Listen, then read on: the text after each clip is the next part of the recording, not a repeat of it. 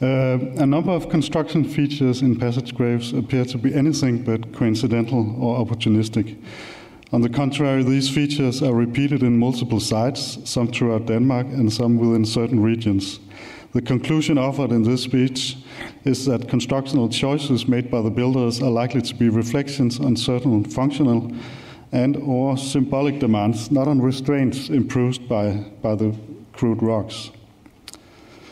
Of course, when investigating and analyzing data from passage graves, it's all too easy to understand and interpret observations within our own experience from modern-day life.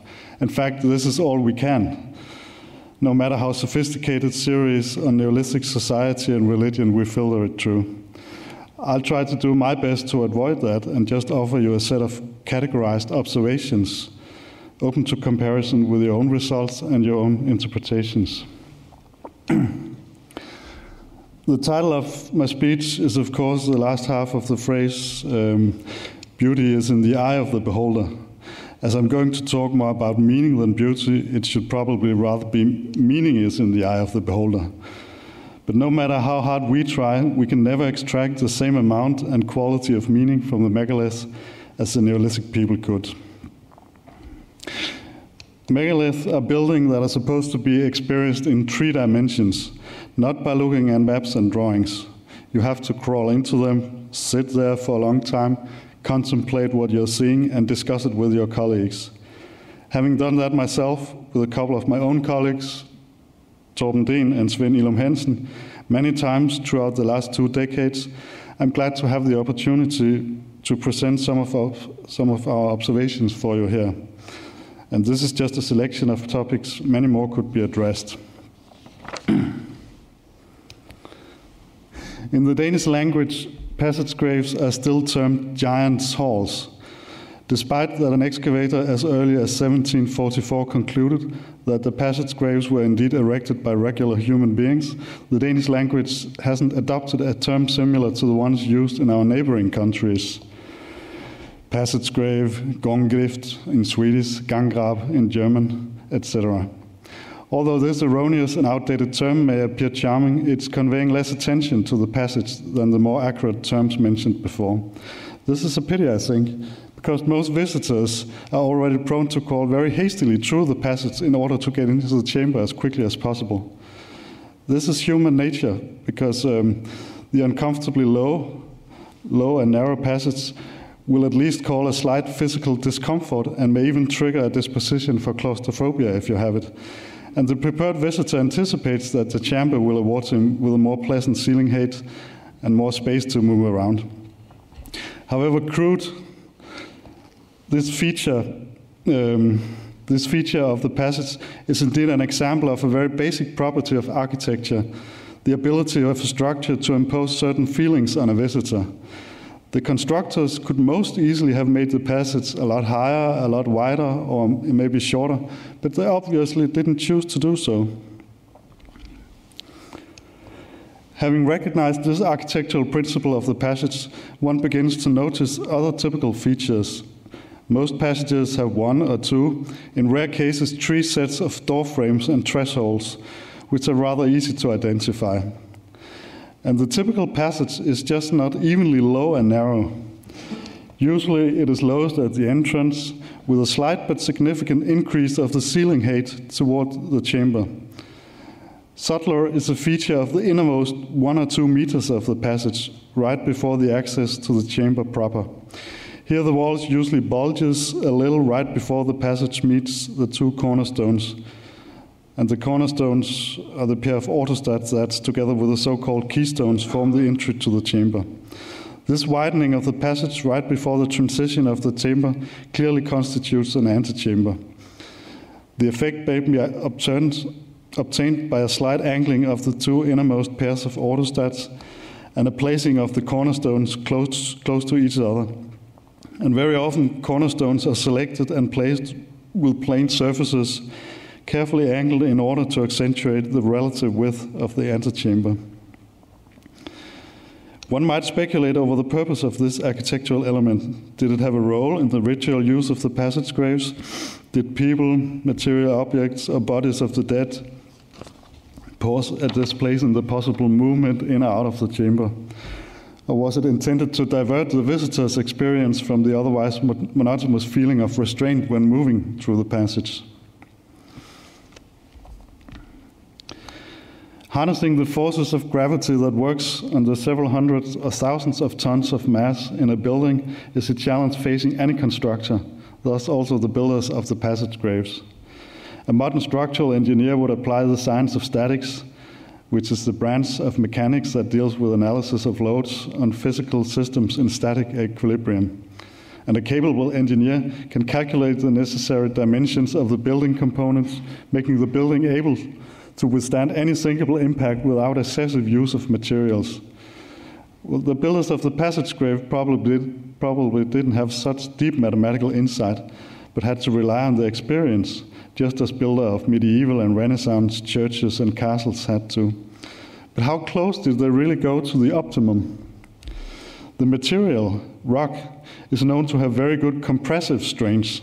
There's hardly any limit to how many rocks you can stack on each other. But rock has rather poor tensile strength. It breaks very easily when you pull. And a pull is exactly the force that occurs in the lower part of a capstone that, in technical terms, act as a horizontal load-bearing beam, both under its own weight, but certainly when further materials are placed on top of it. The capstones of passage graves seem always to be of appropriate thickness. But there's another construction element where rocks used as horizontal load-bearing beams sometimes fails. This is at the point where the passage is attached to the chamber. Here, the two orthostats of the chamber, the cornerstones, are placed with sufficient distance to allow access from the passage to the chamber. Usually this access is rather wide, 70 centimeters is typical in Denmark, but sometimes it's very short, so short that even a thin person has to squeeze through. But no matter what, there has to be a stone bridging between the two cornerstones, and this is what we call the keystone. The keystone has multiple functions. As mentioned above, it bridges between the cornerstones, making a roof for the access to the chamber, but it's also securing that the two cornerstones is locked in the relative position and aren't pressed towards each other, blocking the access. And then the keystone is, of course, also the support of the weight of the overlying capstones. And it really appears that particular robust types of rock were selected for this. But given that there's not always such a great difference between the height of the antechamber and the height of the chamber, there's a limit to how thick the keystone can be. As a result, broken keystones can be seen in some passage graves. It's unknown if they broke already during the construction process or at a much later stage. A prehistoric repair of such damage would be very difficult. Given that the keystone is locked under the weight of the capstones, it would be difficult to remove and replace. In the course of the recent years of megalithic restorations in Denmark, no prehistoric repair of a broken keystone has been observed. A way to surmount this shortcoming of a too long and thin keystone is to make it shorter and put less weight on it. Instead of letting a relatively long keystone bridge between the top points of the cornerstones, one can let the much shorter keystones rest on the shoulders of the cornerstones. And this is the principle you see here. By doing so, the cornerstones are kept from being pressed towards each other. The keystone still forms a roof for the access to the chamber, and most of the load from the chamber capstone is conducted through the cornerstones instead of through the keystone. This solution is often seen in the western part of Denmark, where such an arrangement of the keystone is made with a pointed stone serving as both the innermost capstone of the passage and a keystone with a pointed end mounted between the shoulders of the cornerstones. And there's an example here. This method is very efficient and suitable when the capstones of the chamber are intended to lie more or less directly on top of the orthostats. And there's another one. In this case, a keystone lying on the top points of the cornerstones would be in the way. Approximately 10% of the passage graves in Denmark has two chambers. isolated from each other and with a separate passage. One of the chambers could be viewed as a later attachment to the other, but in Denmark such a rebuild or prolonged completion of the mound surrounding the two chambers isn't observed. Thus, there doesn't seem to be any considerable time span between the construction of the two chambers. It is, however, risky to draw conclusions on negative data, and since other indications of rebuild or prolonged completions is sometimes observed, the building history of double-chambered passage graves may not yet be fully understood. The area of Denmark has a subset of double-chambered passage graves, where the superstructure of the two chambers are integrated in a manner that practically excludes an asynchronous building process. This is the so-called twin passage graves. In a twin passage grave, the two chambers are actually one structure, only separated by one or two common orthostats. This variant is, to our knowledge, not found elsewhere in Europe. This is a trivial fact, but when contemplating the deliberate joining of the two chambers, it is striking how much else in both passage graves and the Neolithic culture in general that seems to be a reflection of duality.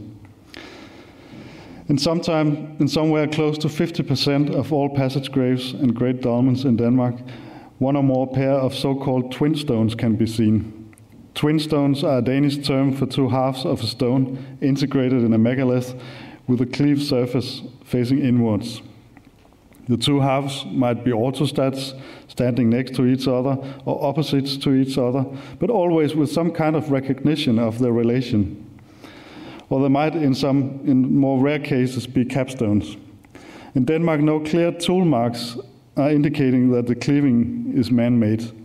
Generally, they are assumed to have been cleaved by nature, even by direct pressure imposed by the Ice Age glacier or by the effect from frost. In one single case, the Monhøj twin passage graves, two halves of a large cleft stone was found deeply buried in the mound behind the chamber. Between the two halves, lots of charcoal and ashes were found, possibly indicating that fire had been used to split the stone. Whether or not this stone were originally intended to be used as a couple of twin stones in the construction is of course difficult to know. In fact, it's a general layout of the TRB passage grave based on a dualistic principle. The passage is always attached somewhere on the long side of the chamber. Thus, when entering the chamber from the passage, there's always a right side and a left side. But symmetry, however, which might be seen as a higher order of duality, doesn't appear to be paramount. Very few passage graves have strictly symmetrical layouts, and more often several architectural elements point towards a deliberate deviation from symmetry. Most chambers have some kind of emphasis of the left side in comparison to the right side. The left side is often either larger, it can be taller, or it can be built by stones that are more suitable or regular than the right side. This preference for the left side is usually also present in both double and twin passage graves.